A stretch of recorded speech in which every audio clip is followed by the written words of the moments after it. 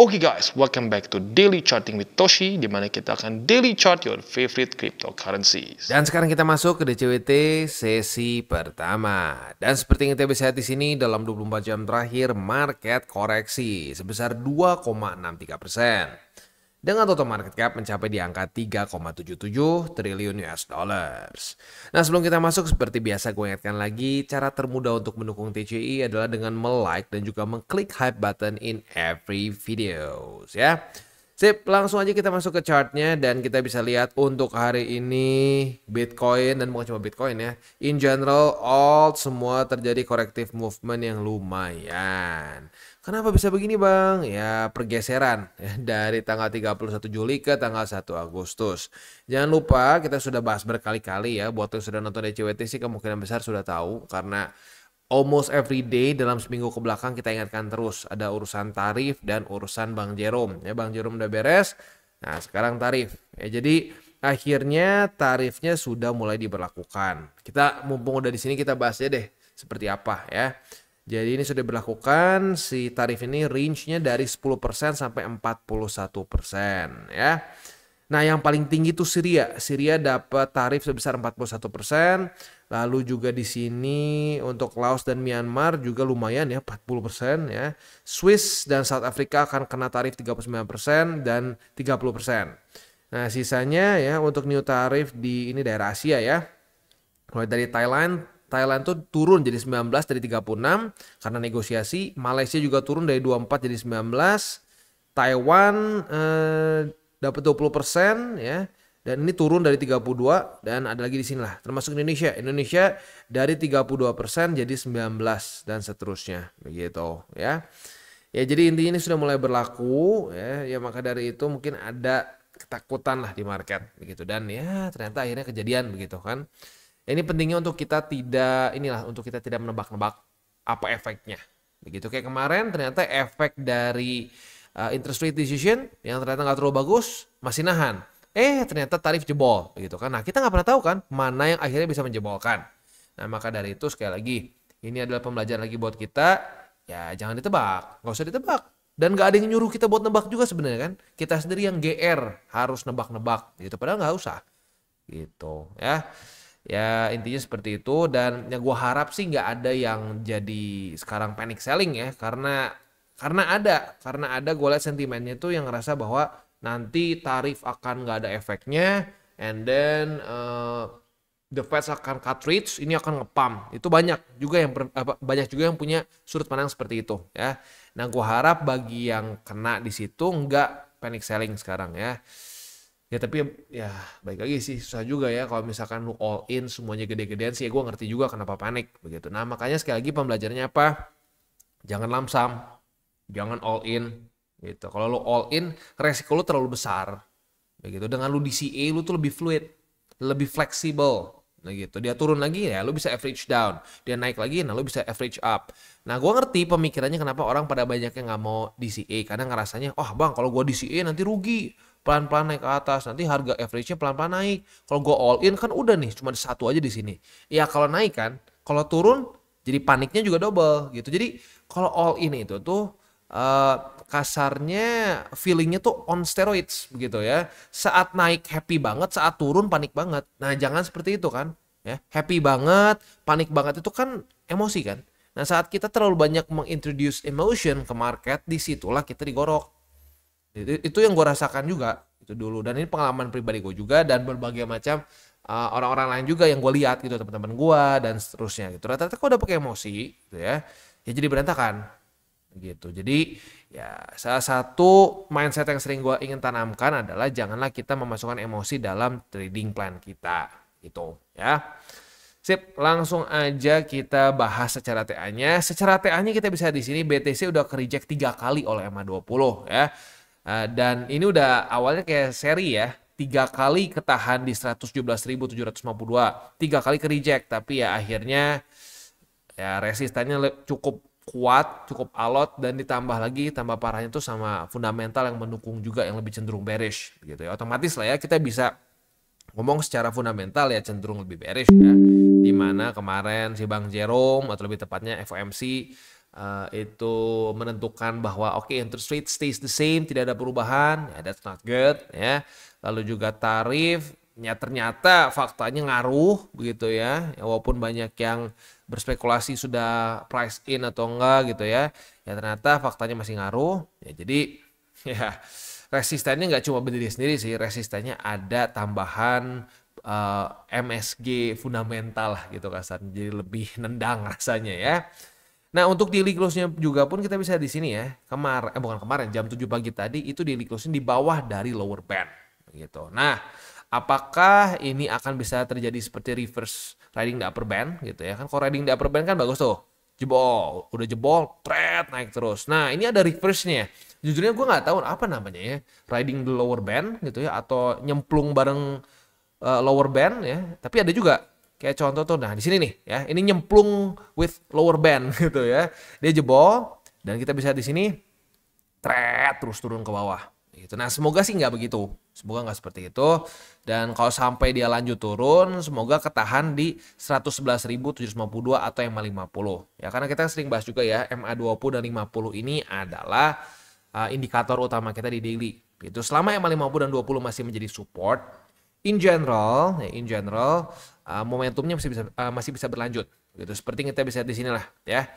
Nah, kita bisa lihat di sini selama 20 50 menjadi support, ya oke-oke aja. Tapi saat udah jebol dua-duanya, nah di situ mulai sedikit panik, gitu ya. Di sini juga sama kan? Ya, saat 20 saat 20-nya bagus masih nahan ya oke, bisa berlanjut. Dari higher high ya membuat new all time high, new all time high lagi, new all time high lagi. Tapi saat jebol kedua-duanya, disitulah bisa mulai terjadi kepanikan gitu ya.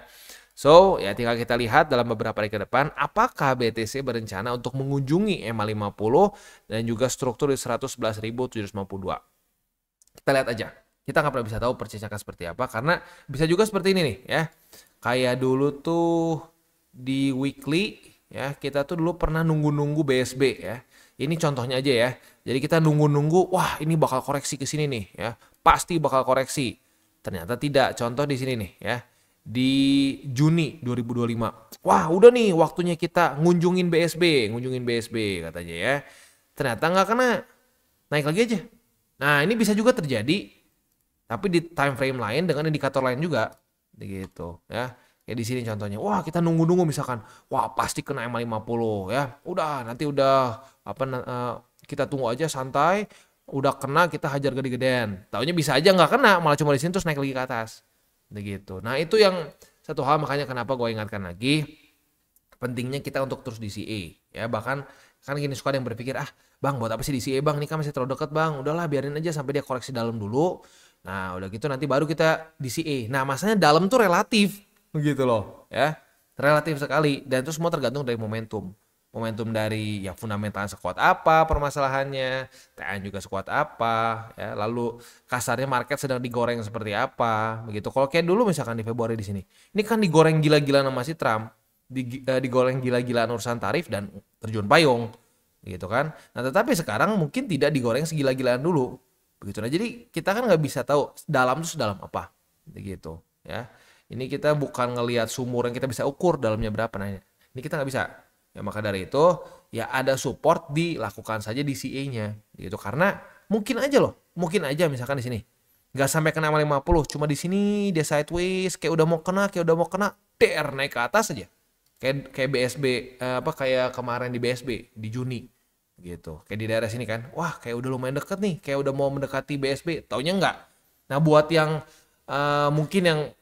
mungkin mendengarkan juga TCI dan ngerasa udahlah nggak usah kita DCA di sini, ntar aja DCA-nya di BSB, kan BSB tuh support bagus ya, memang bener bagus tapi nggak berarti harus kena begitu loh. Jadi buat yang nggak DCA di sini kan kebayang sakit perut nggak pas naik ke atas, sakit perut begitu. Jadi ya makanya sekali lagi gue sarankan the best way itu adalah kita melakukan DCA di support yang sudah ada begitu ya. Kalau kita menunggu-nunggu support lain lebih kuat, waktu naik kuat nggak nahan FOMO-nya? Karena banyak orang nggak kuat nahan FOMO. Pas udah naik belinya ya di resisten ya. Nggak usah resisten yang di sini lah. Ini mah kan benar-benar mungkin bikin sakit perut ya. Di sini aja nih. Koreksi 1,47 aja itu udah ada yang bisa panik. Begitu. Ada aja yang nanya, aduh bang, ini gue kemarin beli nih, padahal kalau mikir beli kok bisa beli di resisten begitu kan, gue mendingan tutup dulu nggak ya posisi. Itu sering kali terulang. Setiap kali terjadi rally, ya rally yang lumayan, akan ada pertanyaan, bang, gue kalau cut loss dulu nggak apa-apa gitu bang, gue cut loss dulu terus nanti gue beli lagi di bawah. Gue tanya balik, di bawahnya di mana? Di bawahnya di mana? Gitu loh. Ya. Jadi ini dia makanya kenapa gue tekankan dari hari ke hari pentingnya DCA. Karena DCA itu asiknya apa? DCA itu cocok buat semua jenis orang. Mau yang dari beginner yang mungkin dia DCA pun masih bingung. Kan oke, beli di situ ya. Oh begitu ya. Dari yang benar-benar bingung, intermediate sampai advance pun ya dengan cara DCA itu enak. Lu jadi tidak tebak-tebakan, lu jadi mengikuti arah market begitu ya. Sip. Kita masuk dulu ke DXY. Untuk DXY kita bisa di sini. Wah, ya kemarin ya ternyata udah beberapa hari menguat ya. Dan basically ada perlawanan cukup signifikan dari DXY. Ya, tinggal kita lihat ya. In general saat dia menguat, ini nggak bagus untuk risk on asset begitu. Risk on asset akan cenderung tertekan. Dan ini bukan cuma kripto ya. S&P juga sama. S&P kita bisa lihat drop juga kan dalam beberapa hari ke belakang. Begitu ya. Ya jadi in general kita ingin DXY yang cenderung lemah dalam kondisi bull market gitu ya. Next BTCD. BTCD kita bisa lihat di sini MA20 sudah semakin mendekat ke BTCD. Nah, ya gimana nih ya? Ya kalau kita lihat kan dalam beberapa hari ke belakang hasilnya nggak terlalu bagus ya. Fundamental yang kita harapkan ternyata hasilnya nggak terlalu bagus. Ya, jadi mungkin tergambarkan juga dengan BTCD. Ada kebingungan. Ini mau lanjut lagi turun atau enggak? Begitu. Karena ya baik lagi, ya The Fed seperti itu. Balance sheet terakhir, ya juga terakhir turun gitu. Wah, ternyata sudah update lagi. Ini hari apa ya? Bentar, ini. Oh iya. Oke. Ternyata balance sheet dibanting lagi. Ya makin jelas berarti kenapa naik ya. Ini gue baru lihat nih, kita sama-sama baru lihat nih ya. Concern gue ternyata beneran kejadian lagi nih. Dan dibantingnya lumayan lagi. Ini kan cuma tipis nih ya. Dari 15 Juli ke tanggal 23 Juli kan tipis nih. Nah ini dibanting lebih dalam lagi. Ya berarti benar-benar The Fed belum melakukan kebijakan yang lebih dovish. Ini jelas masih kebijakan yang sama seperti kemarin. Itu cuman desas-desusnya udah bikin orang happy duluan. Gitu. Ya sudah. Ya udah berarti sekarang ya kita lihat lagi di sini lampu. Iya ini udah jadi kayak lampu merah lagi.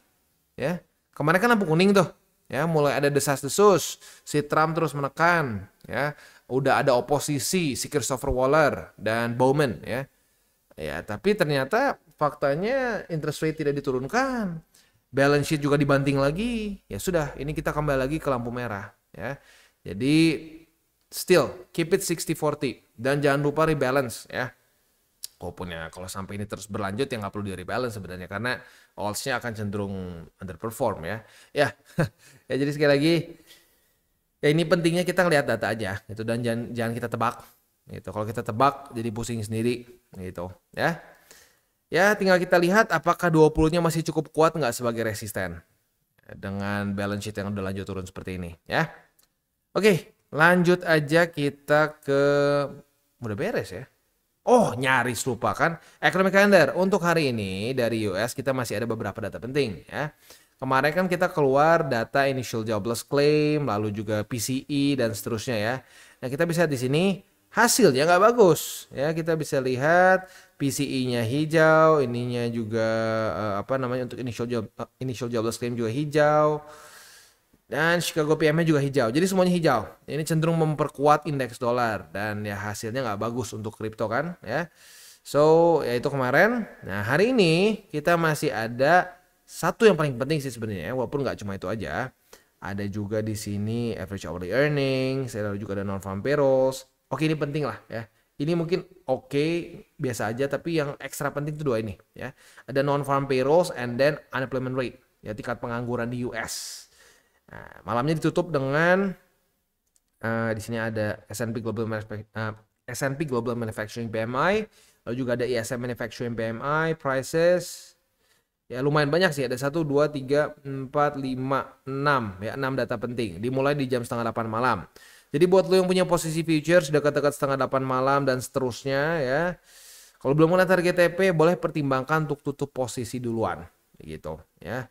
Yang sekali lagi concern gue adalah untuk ini nih, untuk tingkat pengangguran dan juga non-farm payrolls mereka. Ya, kalau hasilnya juga kembali tidak sesuai harapan, ya ini mungkin bisa kayak seperti menambahkan bensin di api begitu ya. Ya, tapi apapun itu kita jangan nebak hasilnya akan seperti apa dan efeknya seperti apa, karena bisa aja juga gitu hasilnya ternyata harusnya bagus jadi nggak terlalu bagus juga gitu efek di marketnya. Jadi paling gampang sih kita jadikan ini sebagai alarm aja, possibility untuk volatility yang lebih tinggi dibandingkan biasanya gitu ya. Sip.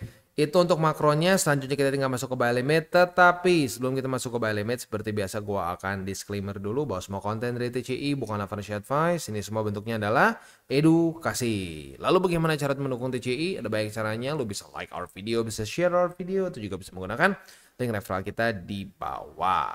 Dan sekarang kita akan dengar dulu pesan-pesan dari sponsor kita pada hari ini. Oke, today's video is brought to you by Wallbe. Dan Wallbe ini adalah suatu platform yang fokusnya lebih ke trading futures. Nah, tapi yang berbeda dari platform lainnya adalah Wallbe ini menggunakan ChatGPT-4 untuk membuat AI signals di sini ya. Dan yang unik lagi dari AI signals ini, kita bisa pilih sesuai dengan risk profile yang kita inginkan ya. Mulai dari low risk, medium risk, bahkan sampai ke high risk begitu. Jadi bisa disesuaikan dengan resiko yang kita inginkan. Dan yang unik juga di sini adalah kita bisa lihat mulai dari TP dan SL-nya gitu ya. Contoh Mami, TP-nya 5%, SL-nya minus 1%. Nah, jadi sudah lengkap TP SL. Nggak cuma sekedar bisa buka posisi saja, tapi sudah ada parameters untuk SL-nya juga begitu. Dan tentunya ini akan meningkat sesuai dengan risk profile yang kita pilih. Contoh kita lihat Carlos. Carlos ini medium risk. Nah, otomatis secara TPSL-nya pun berubah. Dan tentunya paling tinggi adalah MC Whale, di mana di sini TP-nya bisa sampai 40% dan SL minus 16%. Jadi sekali lagi cocok untuk berbagai macam jenis resiko gitu ya. Nah, tapi andaikan lu merasa bahwa oke, gue udah biasa trading nih ya, gue udah bisa dengan SOP gue sendiri, lu pun bisa trade dengan manual ya seperti biasa ya, di mana lu membuka posisi sama persis seperti di platform-platform lainnya. Tapi unik di sini adalah mereka itu ada TP dan SL triggers yang bisa di set juga dengan AI ya. Nah, selain itu juga mereka ada meme pool. Meme pool ini basically adalah kita bisa trade berbagai macam meme coins tanpa kita harus deal with the hassle of DEX begitu. Jadi lebih streamline dan lebih mudah begitu. Tapi baik lagi mengingatkan untuk meme pools ya kita harus tetap atur resiko juga, karena meme pools ini banyaknya dalam meme coins yang benar-benar masih sangat baru begitu, secara market cap cenderung kecil dan banyaknya yang belum masuk ke checks begitu. Jadi makanya gue bilang lebih terasa seperti kita bisa menggunakan DEX tapi lebih mudah begitu. Dan yang paling penting lagi adalah di di Wallbe ini mereka ada namanya rebate voucher. Biasanya hanya 100 USDT saja, tapi bagi lo yang menggunakan link refractor di bawah atau dengan menggunakan kode Toshi Crypto ya. Sekali lagi dengan kode Toshi Crypto, kita akan mendapatkan upgrade dari 100 USDT menjadi 250. Jadi buat lo yang tertarik untuk coba Wallbe, boleh pertimbangkan untuk menggunakan link referral kita di bawah. Kita masuk ke BTC. Untuk BTC ya kita belum ada setup futures lagi ya, karena kan posisi long udah, TP short udah ya. Ya ini ya belum ada lagi ya, itu dia pentingnya kita mengikuti SOP kita ya. Jadi belum ada posisi futures. Dan ini gue sempat lupa bahas ya, ini BTC lowest position hari ini tuh sampai 114.000 loh. Gila juga ya, 114.000. Nah, untuk posisi spotnya sayangnya masih jauh untuk BTC ya. Ada di angka 111.792, lo juga ada di 109.503 dan di 107.274. Next, Ethereum. Untuk Ethereum kita bisa di sini kemarin koreksi 2,91 ya, sementara BTC koreksi di 1,77 ya, berarti masih lebih gede ETH ya. Nah, untuk ETH dia reject oleh 3.878,9 ya. Dan sayangnya gagal untuk mempertahankan struktur di 3.767. Nah, sekarang kita sudah punya posisi long karena sudah terjadi ya sebenarnya dari kemarin sih ya. Retest 1, retest 2 nih di sini ya. Retest kedua di angka 3.689. Nah, posisi long kita ini target TP-nya jelas ada beberapa. Yang pertama ada di angka 3.767 dan yang kedua di 3.878. Otomatis ini lebih konservatif, ini lebih agresif ya.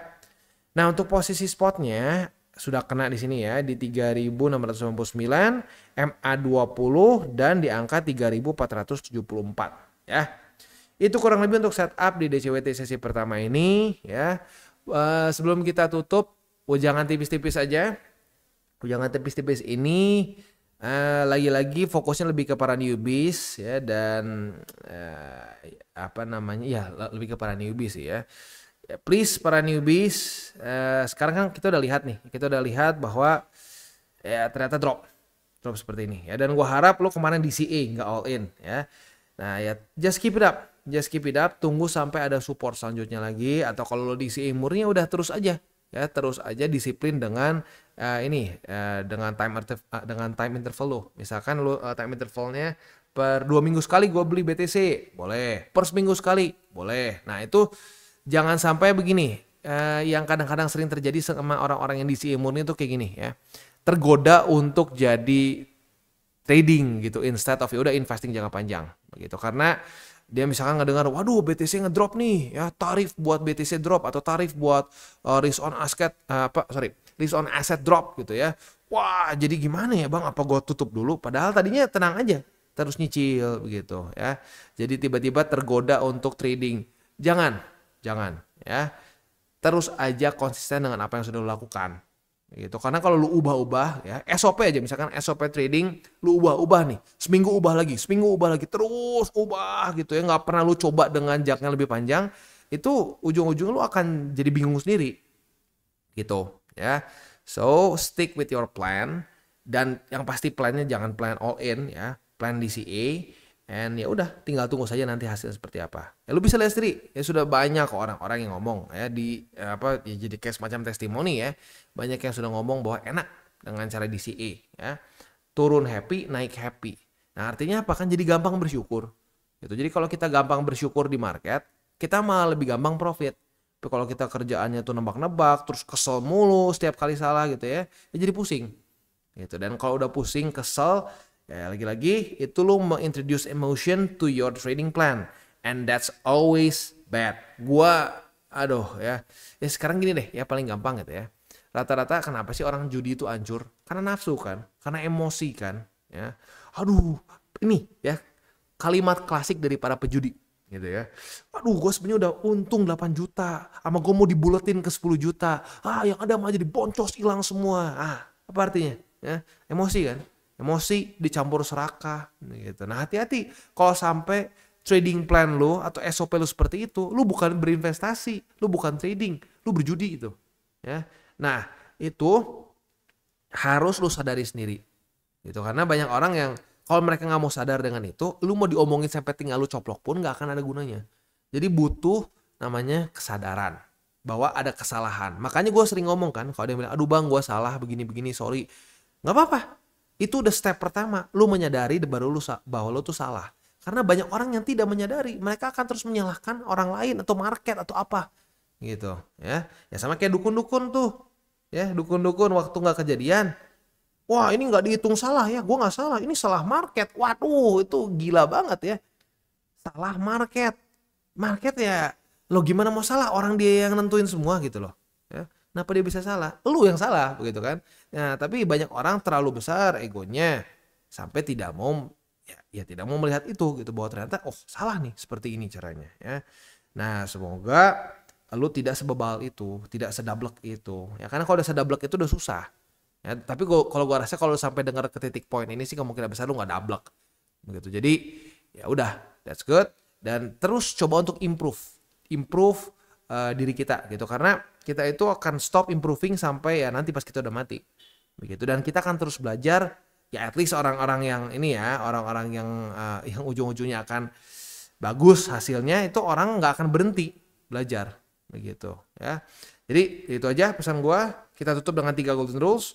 Jangan pegang panas, jangan over leverage, berpikirlah jangka panjang, dan salam tabur tuai. Ingat, apa yang lo tabur akan lo tuai. Jadi taburlah sebanyak mungkin hal baik. Oke guys, jadi itu adalah akhir dari segmen DCWT kita pada hari ini. Dan jangan lupa bagi kalian yang merasakan manfaat dari segmen ini, jangan lupa untuk share ke teman-teman kalian. Dan apabila lu pengen mensupport channel kita, ya TCI, jangan lupa untuk menggunakan link referral kita di bawah. Nggak wajib ya, tetapi apabila lu menggunakan link referral kita di bawah, ada macam-macam ya, dari Bybit, Huobi, Maxi, toko kripto, dan banyak lagi ya. Ya, walaupun nggak wajib, tapi kalau menggunakan link referral kita, lu secara langsung membantu perkembangan dari TCI. Dan satu lagi, jangan lupa juga untuk join Telegram group kita, di mana kita bisa ngobrol-ngobrol santai mengenai dunia cryptocurrency secara dua arah. So, jangan lupa untuk like, subscribe, click the bell icon, and see you on the next video.